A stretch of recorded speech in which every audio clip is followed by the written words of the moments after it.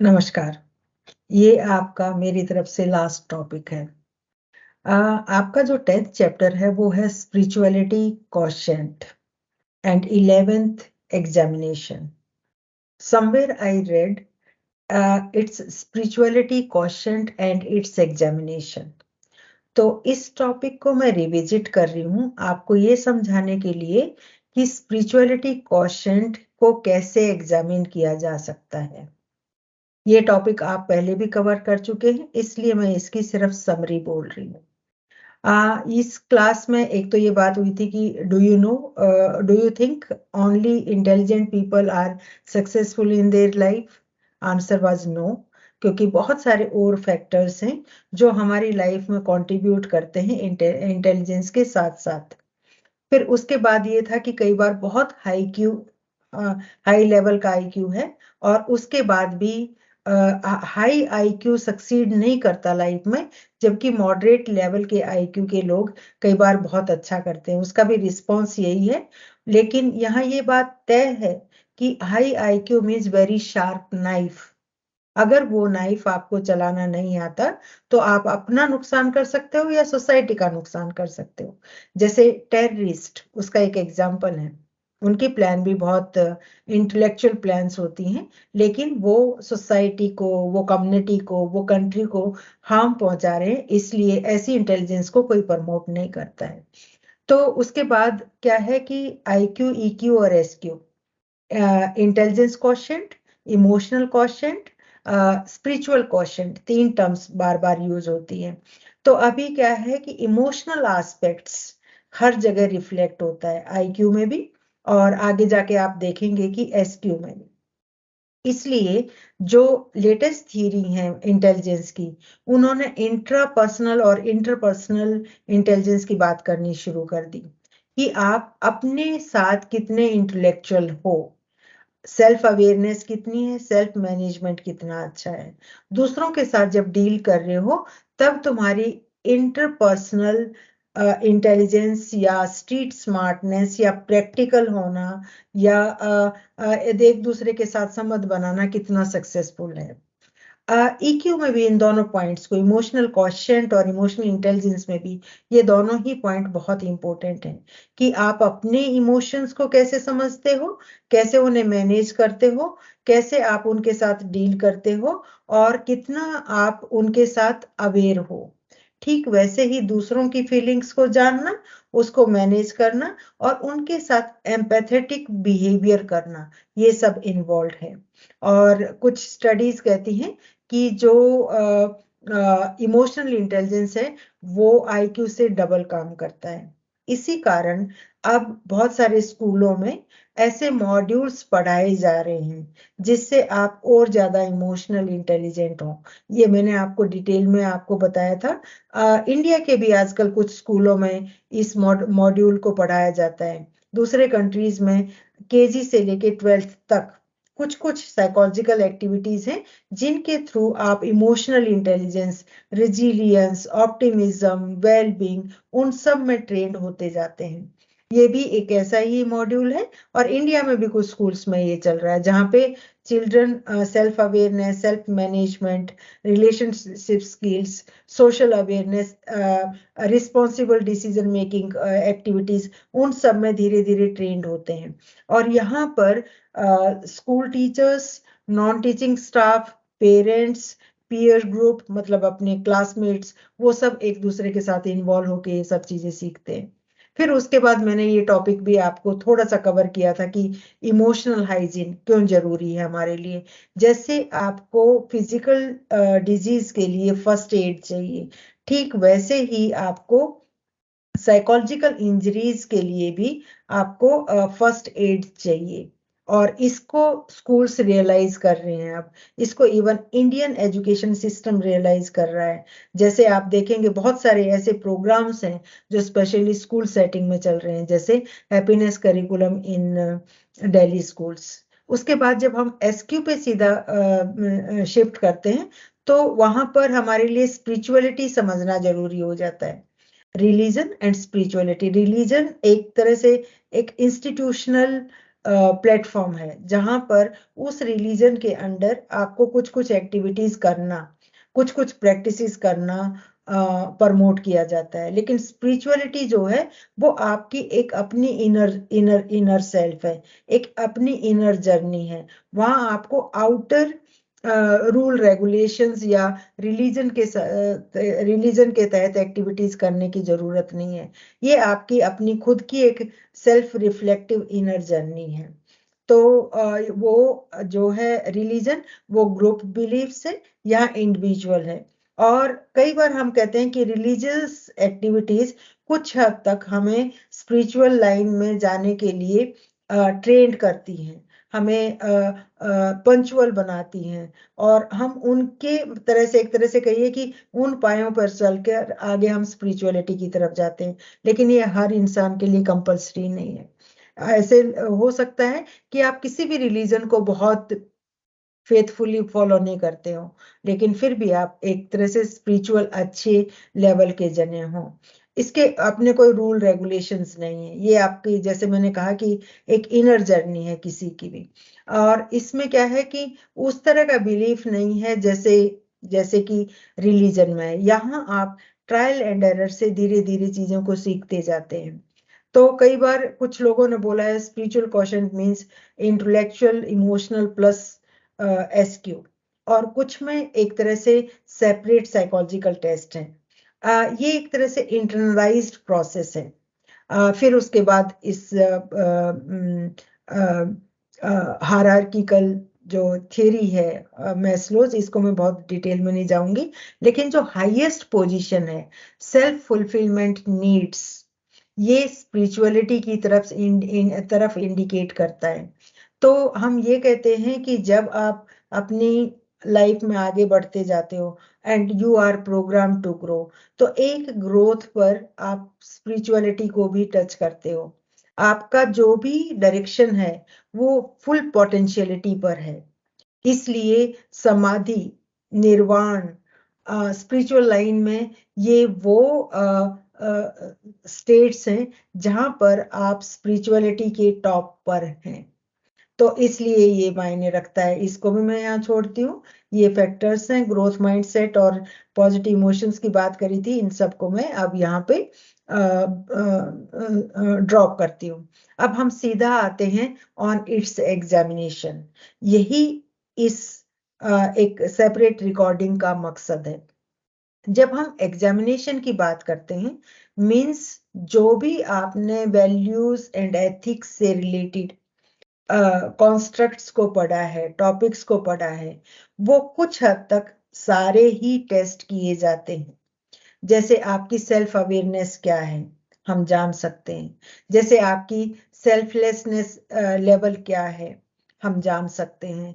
जैसे आप कोई भी टॉपिक लीजिए, उस टॉपिक को कुछ हद तक हम असेस कर सकते हैं, मेजर कर सकते हैं कि आपका क्या लेवल है। तो इस एग्जामिनेशन में हम समझते हैं कि आप स्पिरिचुअलिटी कॉन्स्टेंट और स्पिरिचुअल इंटेलिजेंस कैसे जाना जा सकता है। इसी तरह से कोई भी कॉन्स्ट्रक्ट हमारा हो, उसको हम असेस कर सकते हैं कुछ रिसर्च मेथड्स के थ्रू। तो यहाँ पर जो एक एग्जाम्पल मैंने लिया है वो है साइकोलॉजिकल टेस्ट्स। साइकोलॉजी में हर किसी कॉन्स्ट्रक्ट को असेस करने के लिए कुछ साइकोलॉजिकल टेस्ट हैं, और ये टेस्ट एक तरह से साइंटिफिक वे से बनाए जाते हैं।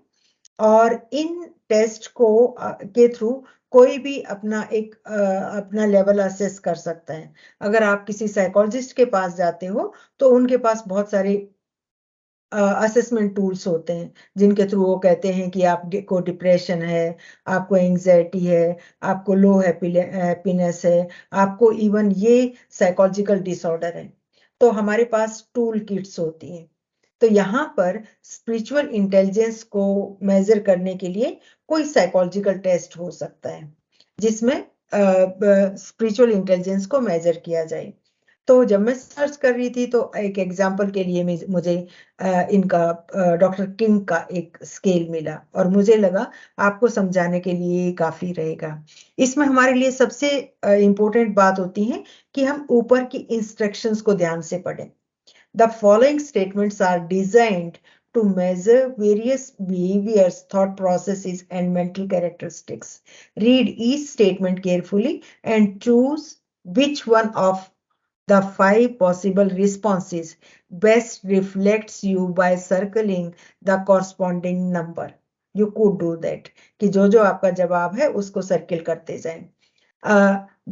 Please answer honestly and make responses based on how you actually are rather than how you would like to be. The 5 possible responses are. इनकी ये स्टेटमेंट आपको समझनी चाहिए। ये कह रहे हैं कि आप ऐसे मत समझिए कि ऐसा होना चाहिए, रादर आप रियलिटी में कैसे हैं उसको ध्यान में रख के आपको रिस्पॉन्स देना है। फिर ये जो 0 to 4 नंबर है, ये इनका मीनिंग है 0 not at all true of मी। अगर मेरे लिए ये बिल्कुल भी सही नहीं है, ये स्टेटमेंट मेरे लिए बिल्कुल भी सही नहीं है। नॉट वेरी ट्रू ऑफ मी, मुझे बहुत मेरे लिए सही नहीं है। समवट ट्रू ऑफ मी, कुछ हद तक मेरे लिए सही है। वेरी ट्रू ऑफ मी, मेरे लिए बहुत सही है। कंप्लीटली ट्रू ऑफ मी, मेरे लिए बिल्कुल सही है, बिल्कुल सटीक है ये सेंटेंस। तो ये 4 पॉइंट समझ के आपको हर किसी को सर्किल करते जाना है। मैं इनको हिंदी में नहीं बोलूंगी, इसको ट्रांसलेट नहीं करूंगी, क्योंकि जब हम ट्रांसलेशन करते हैं तो ट्रांसलेशन बिल्कुल बहुत सही इस इंग्लिश स्टेटमेंट की रिफ्लेक्शन होनी चाहिए। अगर हम ऐसा नहीं करते हैं तो हो सकता है कि हम उस क्वेश्चन की नेचर को डिस्टॉर्ट कर दें, जो हमें अलाउड नहीं है।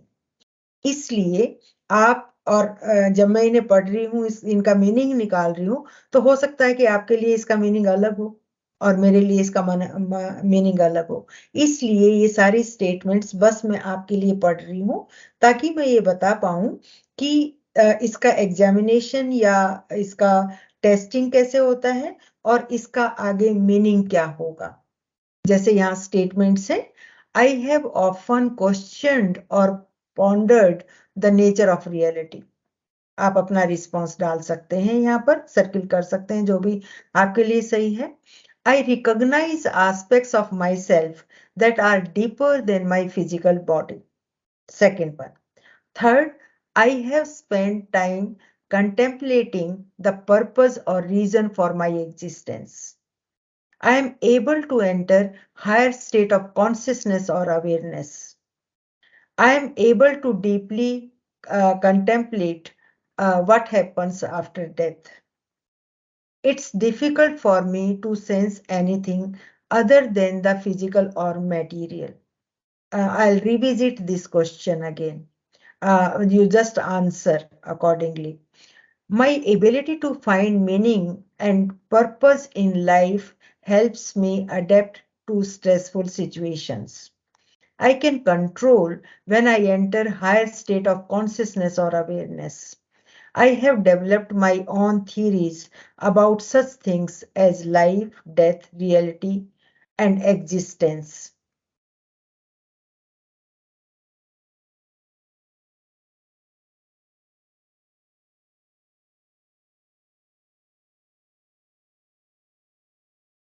Ninth, then 10th.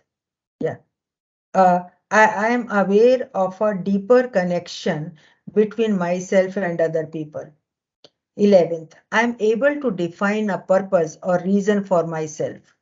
I am able to move freely between level of consciousness or awareness. I frequently contemplate the meaning of events in my life. I define myself by my deeper non-physical self. When I experience a failure, I am still able to find meaning in it. I am often see issues and choices more clearly while in higher states of consciousness and awareness. 17th, I have contemplated the relationship between human beings and the rest of the universe. 18th, I am highly aware of the non-material aspects of life. Next, I am able to make decisions according to my purpose in life. 20th, I recognize qualities in people which are more meaningful than their body, personality, and emotions. 21st, I have deeply contemplated whether or not there is some greater choice or force. For example, God, goddesses, divine being, higher energy, etc. Recognizing the non-material aspects of life helps me feel centered. Hope आप हर किसी का कोई भी एक response लिखते जा रहे हैं. I am able to find meaningful and purpose in my everyday experiences. 24th and last one, I have developed my own techniques for entering higher states of consciousness or awareness. आपने देखा होगा कि कुछ questions काफी connected दिख रहे हैं एक दूसरे के साथ. हम कुछ स्टेटमेंट्स बार बार पूछते हैं so that we could see reliability of your responses, कि आप जो बोल रहे हैं क्या वो सही बोल रहे हैं. इसलिए कई बार थोड़ी थोड़ी माइन्यूट चेंजेस के साथ आपको एक जैसे से क्वेश्चंस दिखेंगे. क्वेश्चन नंबर 6 जो है, और ऐसा साइकोलॉजिकल टेस्ट में मिलता है कई बार, ये नेगेटिव क्वेश्चन है. अगर आप इस पर बोलते हो not at all true of me, it means ये 4 हुआ. हम यही एक्सपेक्ट कर रहे हैं for higher spiritual intelligence level. तो इसलिए इसकी जो स्कोरिंग है वो रिवर्स हो जाएगी. 4, 3, 2, 1, 0. उसके बाद आपको क्या करना है कि आपको क्वेश्चन नंबर 1, 3, 5, 9, 13, 17, 21 7 क्वेश्चंस को आपको इकट्ठा जोड़ देना है. फिर उसके बाद 7, 11, 15, 19, 23 इनको इकट्ठा जोड़ देना है. फिर आपको 2, 6 जिसकी आपने रिवर्स स्कोरिंग कर दी है, 10, 14, 18, 20, 22 इनको इकट्ठा जोड़ देना है. एंड 4, 8, 12, 16 एंड 24 5 आइटम्स को आपको इकट्ठा जोड़ देना है. स्कोर आपका 0 to 4 है, so multiply by number accordingly it is. 7 multiply 4, 5 items multiply by 4, 20, and 7 items multiply by 4, 28, and then again 5 items multiply by 4, so again that's 20. ये आपका स्कोर आ जाएगा आपके 4 फैक्टर्स पर. तो ये स्केल जो ये जो मॉडल है वो ये कह रहा है कि स्पिरिचुअलिटी जो है वो है कॉम्बिनेशन ऑफ और totality of critical existential thinking जो इन क्वेश्चंस में रिफ्लेक्ट हो रही है, पर्सनल मीनिंग प्रोडक्शन जो इन क्वेश्चंस में रिफ्लेक्ट हो रही है, ट्रांसेंडेंटल अवेयरनेस जो इन क्वेश्चंस में रिफ्लेक्ट हो रही है, और कॉन्शियस स्टेट एक्सपेंशन जो इन क्वेश्चंस में रिफ्लेक्ट हो रही है. और आप इन सब को का एक टोटल भी कर सकते हैं. तो अगर आप जानना चाह रहे हैं कि आपकी क्लास में सबसे ज्यादा स्पिरिचुअल इंटेलिजेंस किसका है, तो मीन्स जो टॉपर हुआ, तो एक तरह से आप इसको बड़े आराम से ऐसे ही समझ सकते हैं जैसे आपकी क्लास में मार्क्स कि जो जिसके सबसे ज्यादा है वो उसका सबसे ज्यादा, जिसका सबसे लो स्कोर है उसका स्पिरिचुअल इंटेलिजेंस सबसे लो, इसका एवरेज है, इसका अबव एवरेज है, इसका बिलो एवरेज है. तो ऐसे क्वार्टाइल यूज करके आप इवन परसेंटाइल में भी बात कर सकते हैं कि आपकी क्लास के लोगों में ये परसेंटाइल पर आप हैं. इस तरह से भी इसको हो सकता है. दूसरा यहाँ जो इम्पोर्टेंट पॉइंट है वो ये है कि बहुत सारी एक्सप्लेनेशंस हैं हर टर्म की. तो इन स्कॉलर के लिए जो स्पिरिचुअलिटी है वो ये 4 पार्ट है, और अगर आप इन 4 पर अच्छा स्कोर देते हैं तो वो आपका स्पिरिचुअल इंटेलिजेंस है जो आगे जाके क्वोशंट में भी कन्वर्ट किया जा सकता है. तो जब ये बोल रहे हैं कि स्पिरिचुअल इंटेलिजेंस के ये 4 डोमेन है या फैक्टर्स हैं, तो इन्होंने कहा कि जो फर्स्ट फैक्टर है वो है क्रिटिकल थिंकिंग। क्रिटिकल थिंकिंग मतलब कि आप अपना यूनिवर्स के साथ कैसे रिलेशन शो करते हैं, क्या पर्पस है आपका, आप कितना लाइफ डेथ रियलिटी ट्रूथ और जस्टिस को समझते हैं। दूसरा इन्होंने कहा कि डिस्कवरी ऑफ पर्सनल मीनिंग, आपका ये भी स्पिरिचुअलिटी का एक फैक्टर है कि आप अपनी लाइफ का पर्पस जानते हो क्या आप जानते हो कि मेंटल एंड फिजिकल जो एक्सपीरियंसेस हैं वो कैसे अलग हैं, क्या उनका की फिलॉसफी है, किस तरह से ये सब हमारी लाइफ में होना चाहिए।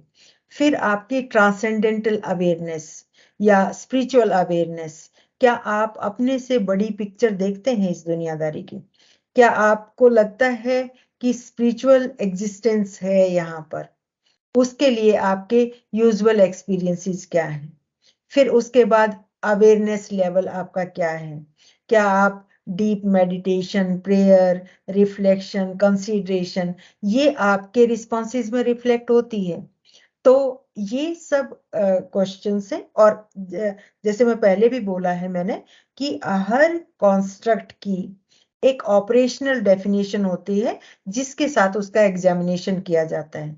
तो यहाँ जब आपको रिस्पांस दिए हैं आपने और आपका एक स्कोर आया है, वहां आपके ये 4 फैक्टर्स हैं जो स्पिरिचुअल इंटेलिजेंस को रिफ्लेक्ट कर रहे हैं। तो जब आप इस टेस्ट को करें तो किसी भी जरिए से आप अपना स्कोर भेजिएगा और बताइएगा कि आपको ये एक्सपीरियंस कैसा लगा। Thank you. इसके साथ ही मैं ये कोर्स मैंने खत्म किया। एक पॉइंट और, जो केस स्टडीज आपका एक टॉपिक है वो याद करने की चीज नहीं है, वो पढ़ने पढ़ाने की भी चीज नहीं है। अगर आप वैल्यूज, एथिक्स और रिलेटेड जितने भी टॉपिक्स हैं उनको बहुत अच्छे से जान सकते हैं तो आप किसी भी केस स्टडी को बड़ी आसानी से रिजॉल्व कर सकते हैं। जब मैंने केस स्टडी डाला इन वैल्यू एंड एथिक्स सेक्शन को लेकर, तो मुझे बहुत सारी वहां पर केस स्टडीज दिखी जो जो आईएएस के एग्जाम में आती हैं, जो वहाँ उनका GS4 है। डेफिनेटली वो काफी कॉम्प्लिकेटेड होंगी, वो ग्रेजुएट और ऊपर के जो स्कॉलर्स हैं उनके लिए हैं। लेकिन ऐसे ही छोटे छोटे बहुत सारी आपके यहाँ पर भी डिलेमा होगा बहुत चीजों को लेकर, और आपको बहुत आसान या पिछले सालों में जो केस स्टडीज आई हैं उनको देख के आप समझ सकते हैं। लेकिन यहाँ एक आपकी इंसाइट डेवलप होनी है, वो याद करने की चीज नहीं है। और अगर आप बिल्कुल खुले दिमाग के साथ सोच रहे हैं, आपने अपना कोर्स अच्छे से किया है, तो आपके स्टडीज को बड़ी आसानी से रिजॉल्व कर सकते हो। इसके साथ में आपका कोर्स कंप्लीट हुआ और all the best to all of you. Thank you.